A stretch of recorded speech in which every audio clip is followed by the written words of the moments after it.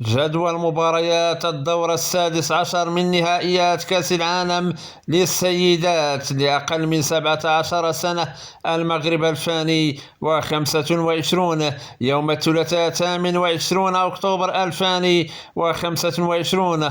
البرازيل تواجه الصين على الساعة 4:30 بتوقيت المغرب، 6:30 بتوقيت مكة المكرمة. الولايات المتحدة الأمريكية تلاقي هولندا على الساعة 4:30 بتوقيت المغرب، 6:30 بتوقيت مكة المكرمة. كوريا الشمالية تواجه المغرب على الساعة 8 مساء بتوقيت المغرب، 10 مساء بتوقيت مكة المكرمة.